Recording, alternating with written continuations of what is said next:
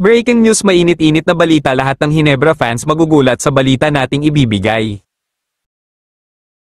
Bago tayo magsimula, huwag kalimutang mag-like at subscribe para lagi kang updated sa mga latest upload natin. Salamat! Ginebra superstar LA Tenorio may bago ng destination ngayon sa PBA. Nakakagulat ang ginawang galaw ng San Miguel Corporation sa paglipat kay LA Tenorio bilang bagong coach ng Magnolia Hotshots at palitan ang long-time coach ng mga manok na si Chito Victelero.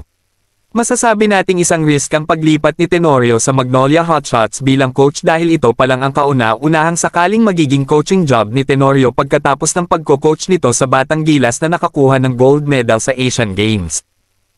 Ginugol ni Tenorio ang 20 years niya sa paglalaro sa PBA at halos lagpas isang dekada para sa paglalaro sa crowd favorite team na Barangay Ginebra San Miguel. Si Tenorio ay masasabi nating isang legend na sa PBA at masasabi rin nating future Hall of Famer na ng liga at sa buong Pilipinas basketball. Masasabi natin na madadala kaya ni Tenorio ang winning culture na nakagisnan niya at madala sa Magnolia na masasabi nating gutom na gutom ng manalo ng championship sa PBA sa halos 7 taon na pagkabigo.